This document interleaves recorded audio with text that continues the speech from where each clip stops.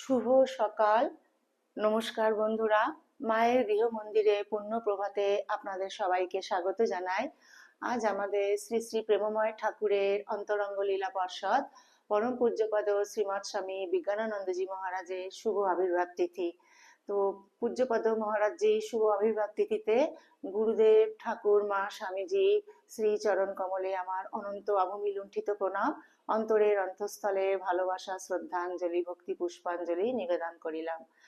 বন্ধুরা, পরম পূজ্যপদ শ্রীমৎ স্বামী বিজ্ঞানানন্দজি মহারাজের শুভ আবির্ভাব তিথি পুণ্য প্রভাতে মহারাজজি শ্রী পাদপদ্মে আমার অনন্ত অভূমি লুণ্ঠিত প্রণাম, অন্তরের অন্তঃস্থলের ভালোবাসা, শ্রদ্ধাঞ্জলি, ভক্তি পুষ্পাঞ্জলি নিবেদন করিলাম।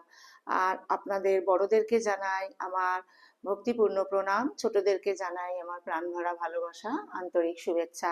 আসুন বন্ধুরা, পবিত্র পুণ্য প্রভাতে শ্রী গুরু বন্দনা দিয়ে শুরু করছি। গুরুর ব্রহ্মা গুরুর বিষ্ণু গুরুর্দেব মহেশ্বরা, গুরুরেব পরম ব্রহ্ম তস্मै শ্রী গুরবে নমঃ। অখণ্ডমণ্ডলাকারं ব্যক্तं येन চরাচরं তৎপদং দর্শিतं येन তস্मै শ্রী গুরবে নমঃ। অজ্ঞানতিমিরান্ধস্য জ্ঞানাঞ্জনশলাকয়া চক্ষুরুন্মিলিतं येन তস্मै শ্রী গুরবে নমঃ। ব্রহ্মানন্দं পরমসুখদं কেবलं জ্ঞানমূর্তিं দ্বন্দ্বাতীतं গগনসদৃশं তত্ত্বমস্যাদিলক্ষ্যम् एकं नित्यं विमलमचलं सर्वदिशाक्षिभूतं भावातीतं त्रिगुणरहितं सद्गुरुं त्वं नमामि, सद्गुरुं त्वं नमामि, सद्गुरुं त्वं नमामि। জয় গুরুদেব। গুরু পরম্পরায় সকল পূজ্যপাদ সদ্গুরুর শ্রী পাদ পদ্মে আমার অনন্ত অভূমি লুণ্ঠিত প্রণাম, অন্তরের অন্তঃস্থলের ভালোবাসা, শ্রদ্ধাঞ্জলি, ভক্তি পুষ্পাঞ্জলি অর্পণ করিয়া আজকে নিত্য পাঠে প্রবেশ করছি। বন্ধুরা, আজকে যেহেতু গুরুবার অর্থাৎ বৃহস্পতিবার, তো আমি সেই জন্য আজকে আমি মায়ের পাঠ দিয়ে শুরু করছি। আজকে আমি পড়ব শ্রী শ্রী মায়ের পদপ্রান্তে, প্রথম খণ্ড পবিত্র গ্রন্থখানি থেকে। আমি শ্রী শ্রী মায়ের পদপ্রান্তে পরম পূজ্যপদ শ্রীমৎ স্বামী বীরেশ্বরানন্দজি মহারাজ, এটি মহারাজ বঙ্গানুবাদ করেছে, আর স্বামী অনুবাদ করেছেন পরম পূজ্যপদ শ্রীমৎ স্বামী লোকেশ্বরানন্দজি। আরেকবার রিপিট করছি বন্ধুরা, আজকে যেহেতু গুরুবার, সেই জন্য গুরুবারে আমি শ্রী শ্রী মায়ের পদপ্রান্তে প্রথম খণ্ড পবিত্র গ্রন্থখানি থেকে আমি আজকে মায়ের অনুধ্যান শুরু করব। শ্রী শ্রী মায়ের, এক মিনিট। শ্রী শ্রী মায়ের পদপ্রান্তে পরম পূজ্যপাদ শ্রীমৎ স্বামী বীরেশ্বরানন্দজি মহারাজের বঙ্গানুবাদ এবং অনুবাদ করেছেন পরম পূজ্যপাদ শ্রীমৎ স্বামী লোকেশ্বরানন্দজি মহারাজ। আমি এই অংশটি থেকে বন্ধুরা আজকে পাঠ শুরু করব। আমি এই অংশটি শ্রী শ্রী মায়ের পদপ্রান্ত থেকে এই অংশটি আজকে আমি বেছে নিয়েছি এই জন্যই, কেন কি পরম পূজ্যপাদ শ্রীমৎ স্বামী বীরেশ্বরানন্দজি মহারাজ আমার পিতা মাতার গুরুদেব। ওই জন্য আমার মনে হলো মায়ের গুরুদেবের বঙ্গানুবাদ দিয়েই আজকে আমি মায়ের অনুধ্যান শুরু করছি। বন্ধুরা, প্লিজ আপনারা শেষ অবধি সঙ্গে থাকবেন। ওম নমো ওম নমো যথাগ্নির্দায়িকা শক্তিরামকৃষ্ণে স্থিতা হিয়া সর্ববিদ্যা স্বরূপং তং শারদাং প্রণমাম্যহম, শারদাং প্রণমাম্যহম, শারদাং প্রণমাম্যহম। শ্রী শ্রী মায়ের পদপ্রান্তে স্বামী বীরেশ্বরানন্দ। 1916 খ্রিস্টাব্দের গ্রীষ্মের মাঝামাঝি আমি প্রথম বেলুড় মঠে আসি। মহারাজ নিজের মুখে বলছেন, 2 মাস মঠে থাকার পর শ্রী শ্রী মাকে দর্শন করতে জয়রামবাটি যাই। যতদূর মনে পড়ে সেটা ছিল জুন মাস। এক ভদ্রলোক জয়রামবাটি যাচ্ছিলেন। স্বামী প্রেমানন্দ আমাকে তার সঙ্গে পরিচয় করিয়ে দিলেন। শ্রী শ্রী মাকে একখানা চিঠিও লিখে দিলেন তিনি। আমরা জয়রামবাটির পথে বেরিয়ে পড়লাম। হাওড়া ময়দান থেকে মার্টিন রেলে চেপে আমরা চাপাডাঙ্গায় পৌঁছালাম। হাওড়া থেকে চাপাডাঙ্গার দূরত্ব কতটা তা আমার জানা ছিল না, তবে এটা মনে আছে হাওড়া থেকে বিকেল 3টে বা 3:30 ট্রেনে চেপেছিলাম আর চাপাডাঙ্গায় পৌঁছেছিলাম রাত 8:30 নাগাদ। মার্টিন ট্রেন চলতো ধীর গতিতে, ঠিক যেমন ট্রাম চলে তেমনি, এমনকি ট্রামের চেয়েও ধীরে ধীরে। ওই ট্রেনে আরো দুজন যুবক যাচ্ছিল, তারাও আমাদের সঙ্গে চাপাডাঙ্গায় নেমে পড়লো। সে রাতটা আমরা চাপাডাঙ্গা স্টেশনেই কাটালাম। স্টেশন মানে ছোট একটা কামরা, তার অর্ধেকটায় আবার ছাদ নেই। পরদিন সকালে জয়রামবাটির পথে হাঁটতে শুরু করলাম। কিছু দূর যাবার পর যে দুজন যুবক আমাদের সঙ্গে যাচ্ছিল তাদের একজন অসুস্থ হয়ে পড়ল। দেখা গেল তার আমাশা, কাজেই তার বন্ধুটি তার জন্য একটা গরুর গাড়ির ব্যবস্থা করলো। কিন্তু আমাশা বেড়েই চলল। ওই যুবক দুটি তখন বাধ্য হয়ে কলকাতায় ফিরে গেল। তাদের জন্য আমাদের বেশ অনেকটা সময় পথে দেরি হলো। যা হোক, আমরা আবার চলতে শুরু করলাম। বড় গরম ছিল। আমার মনে পড়ে না দুপুরের খাওয়ার জন্য অথবা বিশ্রাম করার জন্য আমরা পথে কোথাও থেমেছিলাম কিনা। যা হোক, আমরা যখন দ্বারকেশ্বর নদ পৌঁছালাম তখন সন্ধ্যা হয়ে গিয়েছে। সে রাতে আর কামারপুকুরে যাবার সময় ছিল না। সে রাতটা আমরা দ্বারকেশ্বরের পাড়ে ঘুমিয়ে কাটিয়ে দিলাম। অনেক গাড়োয়ানকেও দেখলাম বালুর চড়াতে শুয়ে থাকতে। তারা গাড়ি থেকে গরুগুলোকে খুলে দিয়ে ঘুমোচ্ছে। পরের দিন খুব ভোরে উঠে আমরা কামারপুকুরের দিকে রওনা হলাম। কামারপুকুরে পৌঁছাতে 10টা বেজে গেল। শিবুদার অর্থাৎ ঠাকুরের ভাইপোর সঙ্গে দেখা হলো। তিনি তখন বৈঠকখানায় বসে তামাক খাচ্ছিলেন। তিনি আমাদের পরিচয় নিয়ে যখন বুঝলেন যে আমরা জয়রামবাটি যাচ্ছি, তখন তিনি বাড়ির ভিতর চলে গেলেন আমাদের দুপুরের খাওয়ার ব্যবস্থা করতে। আমরা হালদার পুকুরে স্নান করে খেয়ে নিলাম এবং একটু বিশ্রামের পর জয়রামবাটি রওনা হলাম। আমরা যখন জয়রামবাটিতে পৌঁছালাম তখন বিকেল 4টে কি 4:30। এখন যেটাকে মায়ের নতুন বাড়ি বলা হয় সেটা তখনও সম্পূর্ণ তৈরি হয়নি। তার সংলগ্ন বাইরের দিকটায় যে বৈঠকখানা, সেখানে পুরুষ ভক্তরা কেউ মায়ের কাছে এলে তাদের থাকতে দেওয়া হতো। আমাদেরও সেখানে থাকতে দেওয়া হলো। মা তখন থাকতেন তার পুরনো বাড়িতে, আমাদের সেখানে নিয়ে যাওয়া হলো। বাড়ির উঠোনে ঢুকে দেখি মা বারান্দায় বসে রাত্রের রান্নার জন্য তরকারি কাটছেন, আর কেউ তখন সেখানে ছিল না। পুরুষরা আসছে বলে বোধহয় মেয়েরা সব সরে গিয়েছিল। আমরা মাকে প্রণাম করলাম। মার সঙ্গে যে ভদ্রলোক ছিলেন তিনি মাকে স্বামী প্রেমানন্দের চিঠির কথা বললেন। মা একজন ব্রহ্মচারীকে ডেকে বললেন চিঠিটা তাকে পড়ে শোনাতে। চিঠি পড়া হলে মা বললেন, বেশ, কালই ওদের দীক্ষা হবে। আমরা নতুন বাড়ির বৈঠকখানায় ফিরে এলাম। পরদিন আমরা দীক্ষার জন্য প্রস্তুত হয়ে থাকলাম। মা সকালবেলায় ঠাকুরের পূজা শেষ করে দীক্ষার জন্য আমাদের এক এক করে তার ঘরে ডেকে পাঠালেন। আমাদের দীক্ষা হয়ে গেল। মা সাধারণত ঠাকুরের পূজা শেষ করে দীক্ষা দিতেন, তবে এ বিষয়ে তার কোনো ধরাবাঁধা নিয়ম ছিল না। যে কোনো সময়ে যে কোনো অবস্থাতেই দীক্ষা দিতেন। একবার বিষ্ণুপুর স্টেশনের এক কুলিকে রেল প্ল্যাটফর্মেই দীক্ষা দিয়েছিলেন। 3টি খড় মাটিতে পর পর সাজিয়ে তাতে তাকে বসতে বললেন, যেন ওই খড় 3টে আসন। তারপর তাকে দীক্ষা দিলেন। আর একবার একটি মহিলা তার সঙ্গে দেখা করতে এসেছিলেন। ওই মহিলাকে ছোটবেলা থেকেই চিনতেন, একসঙ্গে খেলাধুলাও করেছেন। দুপুরবেলা খাওয়ার পর একসঙ্গে মায়ের ঘরে পাশাপাশি শুয়ে বিশ্রাম করছিলেন। এই অবস্থাতেই মা তাকে দীক্ষা দিলেন। এ থেকে বোঝা যায় দীক্ষার ব্যাপারে মা কোনো বিশেষ নিয়ম মানতেন না। আর একটা জিনিস লক্ষ্য করবার ছিল যে এই যে কেউ আধ্যাত্মিক উপদেশ প্রার্থী হয়ে এলে মা তাকে কখনো ফিরিয়ে দিতেন না। যে এসেছে সেই পেয়েছে। মা বলতেন, শ্রীরামকৃষ্ণ সেরা সেরা আধারগুলিকে বেছে নিয়েছেন, যত আজে বাজেগুলি আমার জন্য রেখে গেছেন। এজন্যই আমার যত ভোগ। একথা বললেও কেউ দীক্ষা নিতে চাইলে মা তাকে হতাশ করতেন না। দেশের সর্বত্র তখন জোর সন্ত্রাসবাদী আন্দোলন চলছে। যেসব ছেলেরা এই আন্দোলনের সঙ্গে যুক্ত, তারা মাঝে মাঝে মায়ের কাছে আসতো প্রণাম জানাতে বা দীক্ষা নিতে। পুলিশ তাদের পিছনে পিছনে ঘুরতো আর তাদের গতিবিধির উপর কড়া নজর রাখতো। পুলিশের গোয়েন্দারা মায়ের বাড়ির উপরও নজর রাখতো। মা কিন্তু সেসব গ্রাহ্য করতেন না। একবার দুজন যুবক এলো, দুজনেই রাজদ্রোহী। মা তাদের স্নান করতে পাঠালেন। তারা স্নান করে এলে তাদের দীক্ষা দিলেন। তারপর তাদের খাইয়ে দাইয়ে তাড়াতাড়ি অন্যত্র চলে যেতে বললেন। এসব ছেলেদেরও দীক্ষা দিতে মা এতটুকু ভয় পেতেন না। মা তার জীবনের প্রায় শেষ দিন পর্যন্ত দীক্ষা দিয়ে গেছেন।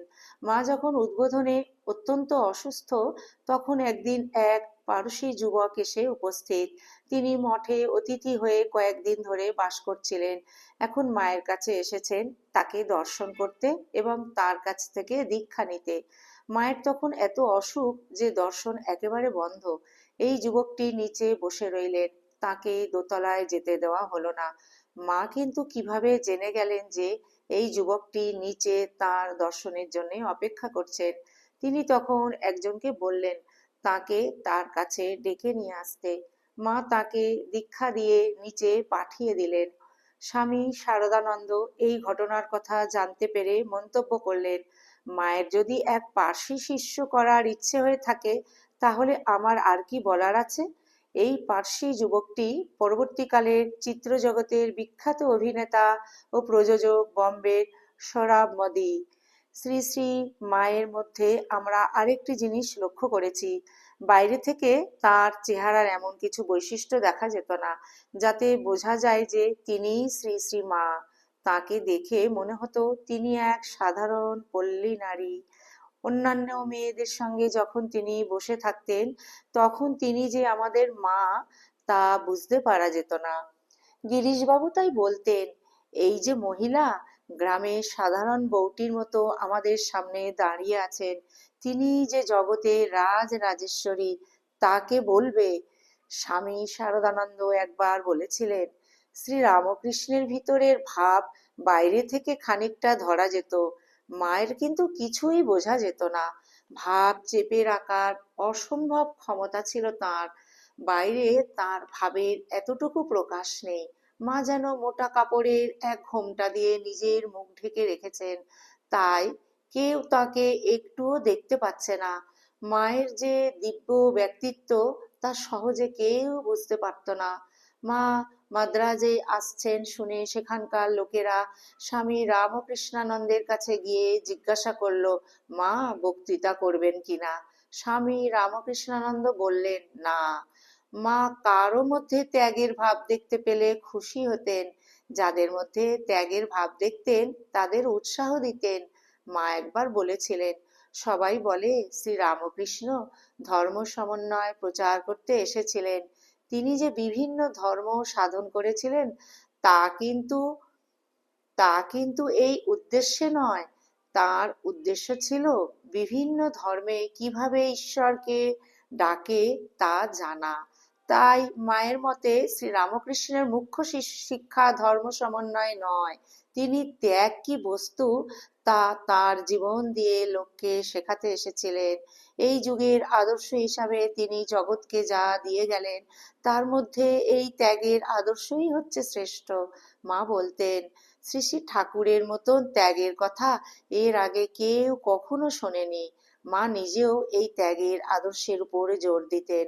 স্বামীজি বলতেন, ত্যাগ ও সেবা হচ্ছে এই জাতির মহান আদর্শ। যদি এই আদর্শ ধরে আমরা থাকতে পারি তাহলে আমাদের সব ঠিক চলবে। মাও তাই তার নিজের জীবনের ভিতর দিয়ে এই ত্যাগের আদর্শ দেখিয়ে গেলেন।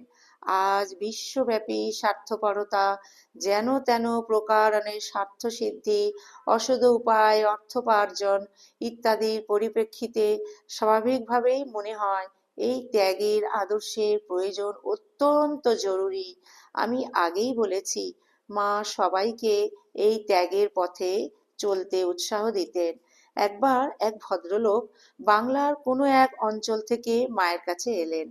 তার ইচ্ছা তিনি সংসার ত্যাগ করে ঋষিকেশ বা ওই রকম কোনো জায়গায় গিয়ে সাধন ভজনে জীবন কাটান।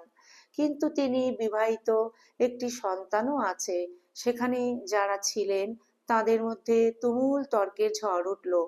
এরকম লোক কি করে সাধু হতে পারে? এসব অনেক কথা অনেকেই বলতে লাগলো। মা কিন্তু একটি কথাও বলছেন না, একেবারে চুপ। কয়েকদিন পরে যখন সব ঝড় থেমে গেছে, তখন একদিন মা ওই ভদ্রলোকটিকে ডেকে গেরুয়া দিয়ে ঋষিকেশে যাবার অনুমতি দিলেন। পরবর্তীকালে তিনি রামকৃষ্ণ সংঘের একজন বিশেষ সম্মানীয় সাধুরূপে গণ্য হয়েছিলেন। জয়রামবাটিতে একটি যুবক ছিল, খুব ভালো। সে ভালো গান গাইতে পারত, আর সবাই তাকে ভালোবাসতো। একদিন হঠাৎ সে নিরুদ্দেশ কোথায় গেছে কেউ জানে না। কয়েক বছর পরে সে গ্রামে ফিরে এলো। সে ফিরে এসেছে দেখে গ্রামে খুব উত্তেজনা। অনেকে তাকে দেখতে এসেছে। তাকে যেন সবাই ঘেরাও করে রেখেছে আর প্রশ্নের পর প্রশ্ন করছে। গ্রামে এমন সাড়া পড়ে গেছে যে মায়েরও কৌতূহল হলো কি ব্যাপার জানতে। সাধারণত মা পাড়ায় কারোর বাড়ি যেতেন না। সেদিন কিন্তু মা ভাবলেন, যাই, ব্যাপারটা কি দেখে আসি। মা ওই ছেলেটির বাড়িতে গেলেন। দেখেন তখনও বহু লোক তাকে ঘিরে রয়েছে আর বলছে, কেন তুমি না বলে বাড়ি থেকে পালিয়ে গেলে? এত বছর কোথায় ছিলে? এভাবে আর পালিয়ে যেও না, ইত্যাদি। মা কিন্তু কিছু বললেন না, চুপ করে সব শুনতে থাকলেন। কিছুক্ষণ পরে বললেন, বাবা, তুমি সাধু হয়ে ভালোই করেছো। তিনবার এই কথাটি বললেন। তারপর দুপুরে তাঁর কাছে এসে প্রসাদ পেতে বললেন। মাঝে মাঝে কলকাতায় ভক্তেরা এসে মাকে বলতেন যে ভালো পাত্র পাচ্ছেন না বলে তাদের মেয়েদের বিয়ে দিতে পারছেন না। এ সম্পর্কে মা বলতেন, কেন বাবা, কেন বাবা মা মেয়ের বিয়ে হচ্ছে না বলে এত দুঃখ আক্ষেপ করে? মেয়েকে নিবেদিতার স্কুলে সুধীরার কাছে পাঠায় না কেন? এই হচ্ছে মায়ের দৃষ্টিভঙ্গি। সবার প্রতি মায়ের কি দরদ, কি ভালোবাসা! যে একবার এই ভালোবাসার আস্বাদ পেয়েছে সে কখনো তা ভুলতে পারবে না। একটি মেয়ে মায়ের কাছে আসতো তরি তরকারি বেচতে। দেখা গেল মায়ের শরীর যাবার পরেও সে মাঝে মাঝে আসে, কিছুক্ষণ বসে থেকে চলে যায়। তাকে জিজ্ঞাসা করা হলো, এখন আর তুমি কি জন্যে আসো? তখন সে উত্তরে বললে, মায়ের এত ভালোবাসা পেয়েছি যে তাকে আর কিছুতেই ভুলতে পারছি না, তাই এখানে আসি, কিছুক্ষণ বসে থেকে চলে যায়। এতেই আমার খুব আনন্দ হয়। প্রথম মহাযুদ্ধের সময় বাজারে স্পিরিট পাওয়া খুব শক্ত ছিল, কারণ যুদ্ধের কাজে স্পিরিটের তখন ভয়ানক চাহিদা। সাধারণত এক বোতল স্পিরিটের দাম ছিল 6 আনা, কিন্তু তখন অনেক দাম দিয়েও বাজারে স্পিরিট পাওয়া যেত না। একজন ভক্ত কোনো রকমে জয়রামবাটি ডিসপেন্সারির জন্য কয়েক বোতল স্পিরিট জোগাড় করেছিলেন। মার পায়ে বাত ছিল, সেজন্যে বেশ কষ্ট পেতেন। স্পিরিট দিয়ে মালিশ করলে তার একটু আরাম হতো। ওই ভদ্রলোক যে স্পিরিট এনে দিয়েছিলেন তা থেকে একটু নিয়ে মাকে ব্যবহার করতে বলা হলো।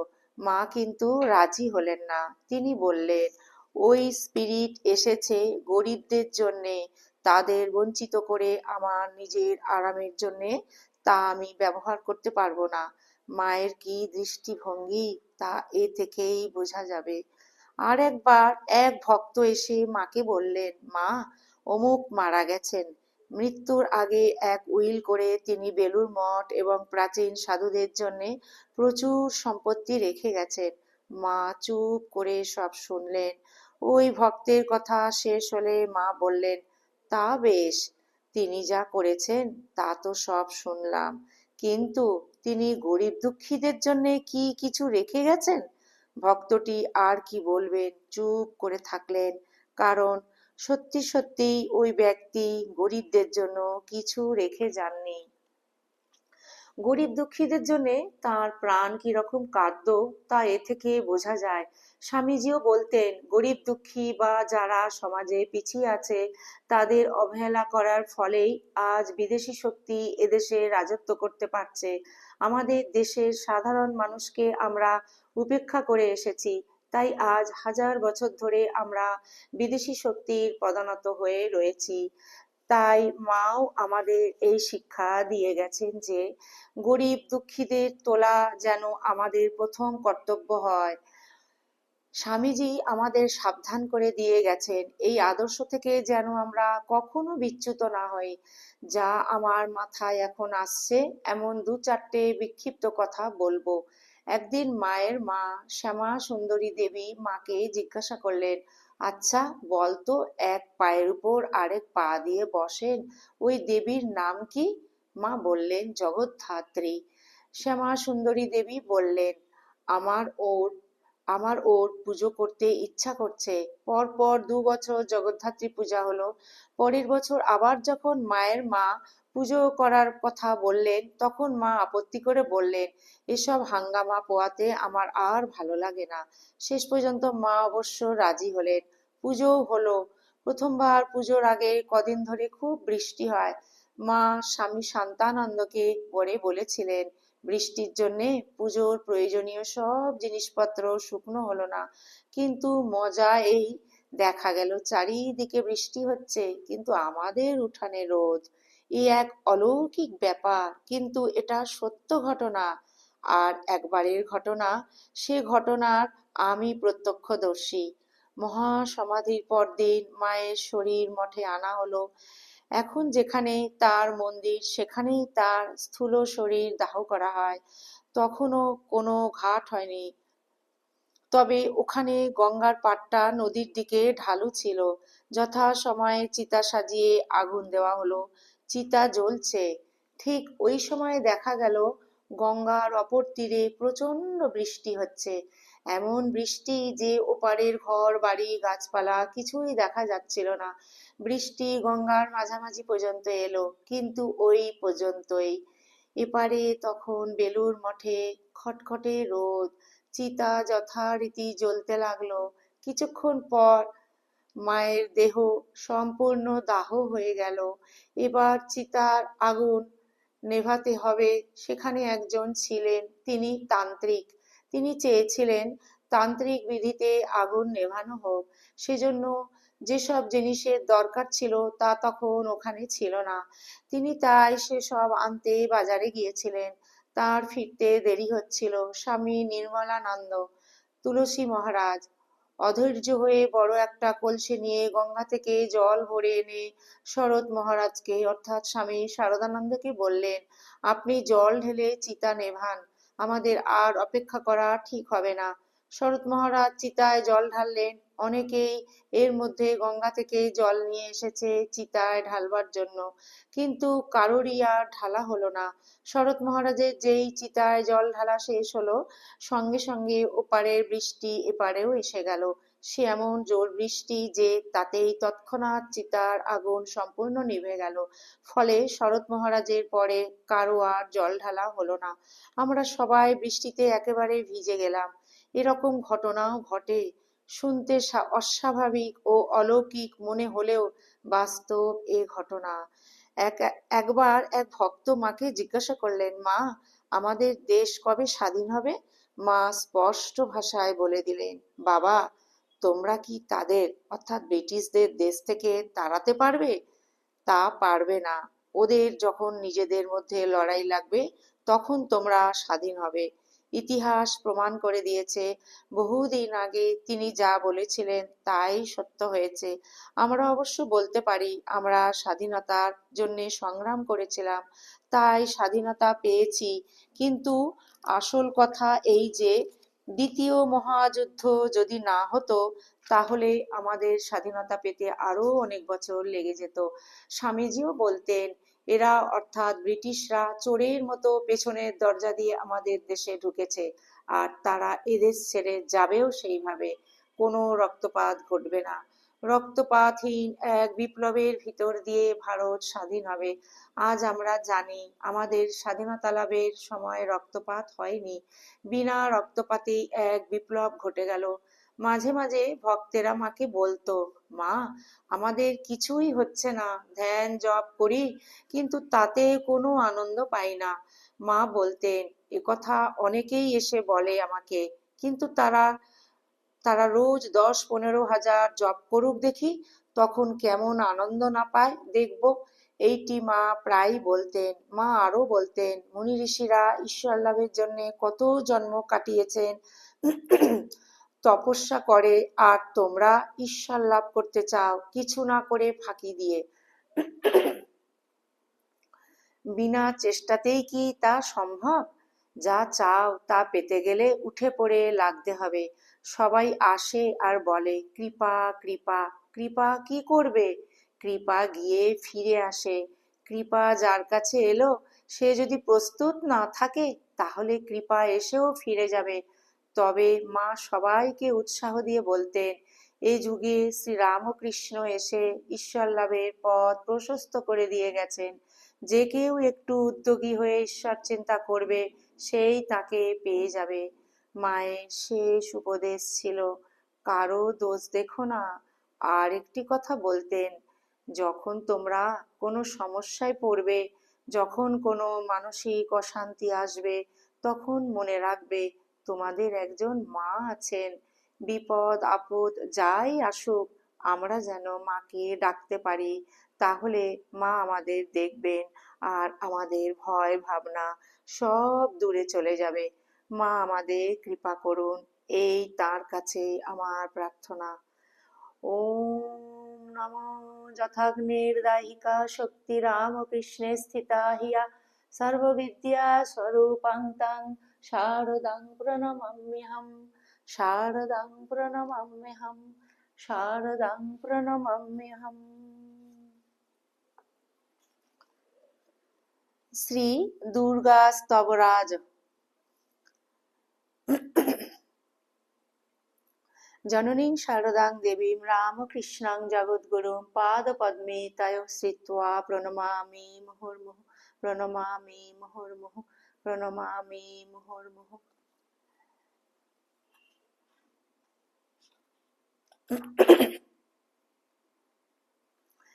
নমস্তে শরণ্যে শিবে শানুকম্পে, নমস্তে জগদ্ব্যাপিকে বিশ্বরূপে, নমস্তে জগদ্বন্দ্বপাদারবিন্দে, নমস্তে জগত্তারিণী ত্রাহি দুর্গে, নমস্তে জগচ্চিন্তমানস্বরূপে, নমস্তে মহায়োগিনী জ্ঞানরূপে, নমস্তে সদানন্দানন্দ স্বরূপে, নমস্তে জগত্তারিণী ত্রাহি দুর্গে। অনাথস্য দীনস্য তৃষ্ণাতুরস্য ক্ষুধার্তস্য ভীতস্য বদ্ধস্য জন্তঃ ত্বমেকা গতির্দেবী নিস্তারকর্ত্রী, নমস্তে জগত্তারিণী ত্রাহি দুর্গে। অরণ্যে রণে দারুণে শত্রুমধ্যে, হনলে সাগরে প্রান্তরে রাজগেহে, ত্বমেকা গতির্দেবী নিস্তার হেতুর, নমস্তে জগত্তারিণী ত্রাহি দুর্গে। অপারে মহাদুস্তরে হত্যন্তরে ঘোরে বিপদ সাগরে মজ্জতাং দেহ ভাজম, ত্বমেকা গতির্দেবী নিস্তার নৌকা, নমস্তে জগত্তারিণী ত্রাহি দুর্গে। নমশ্চণ্ডিকে চণ্ড দোর্দণ্ড লীলা সমুৎখণ্ডিতা খণ্ডলা শেষ ভীতে, ত্বমেকা গতির্বিঘ্ন সন্ধান্ত্রী, নমস্তে জগত্তারিণী ত্রাহি দুর্গে। ত্বমেকা জিতারাধীশা, ত্বমেকা জিতারাধিতা সত্যবাদী, নামে আজিতা ক্রোধনা ক্রোধনিষ্ঠা, ইড়া পিঙ্গলা ত্বং সুষুম্না চ নারী, नमस्ते जगत्तारिणि त्राहि दुर्गे नमो देवी दुर्गे शिवे भीमोनादे सरसत्तरुन्नत्तमोघ स्वरूपे विभूति शोचि कालरात्रि सोति त्वं नमस्ते जगत्तारिणि त्राहि दुर्गे शरणमसि शूराणां सिद्धविद्याधाराणां मुनिदनुजनराणां व्याधिभिः पीडितानां नृपतिगृहगतानां दस्युभिस्त्रासितानां नृपतिगृहगतानां दस्युभिरावृतानां तमसि शरणमेका देवी दुर्गे प्रसीद शरणमसि शूराणां सिद्धविद्याधराणां मुनिदनुजनराणां व्याधिभिः पीडितानां नृपतिगृहगतानां दस्युभिरावृतानां तमसि शरणमेका देवी दुर्गे प्रसीद नमस्ते जगत्तारिणि त्राहि दुर्गे नमस्ते जगत्तारिणि त्राहि दुर्गे नमस्ते जगत्तारिणि त्राहि दुर्गे। ओम नमो जथाग्निर्दाहिका शक्तिरामकृष्णे स्थिता हिया सर्वविद्या स्वरूपं तं शारदां प्रणमाम्यहम् शारदां प्रणमाम्यहम् शारदां प्रणमाम्यहम्। ओम शांति शांति शांतिः। हरिः ओम तत्सत्। श्री रामकृष्णार्पणमस्तु। जय श्री गुरु महाराज जी की जय। जय श्री महामाई की जय। जय स्वामी जी महाराज जी की जय। जय गंगा माई की जय।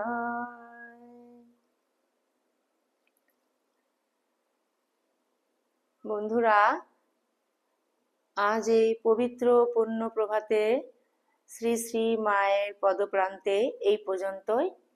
মায়ের শ্রী চরণে আমরা সমবেত প্রার্থনা করি মা যেন তার জগৎ সংসারের অশেষ কল্যাণ করেন। মা তার সকল সন্তানকে জ্ঞান ভক্তি বিবেক বৈরাগ্য প্রদান করেন। মায়ের কৃপা করুণা আশীর্বাদ তার সকল সন্তানদের উপর সদা সর্বদা সর্বত্র অঝোর ধারায় বর্ষিত হোক। মা যেন তার সকল সন্তানদের নিজ নিজ সাধন জীবন সদা সর্বদা সর্বত্র মা যেন রক্ষা করেন। মায়ের শ্রীপাদ পদ্মে আমরা আজ এই সমবেত প্রার্থনা নিবেদন করলাম।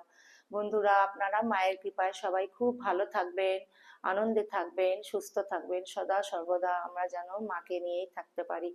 আজ গুরুবারের এই ভিডিওটি বন্ধুরা এই শ্রী শ্রী মায়ের পদপ্রান্তে যদি আপনাদের ভালো লেগে থাকে মায়ের অনুধ্যান, তাহলে আপনারা মায়ের গৃহ মন্দিরটি সাবস্ক্রাইব করে মায়ের গৃহ মন্দিরের পাশে থাকবেন।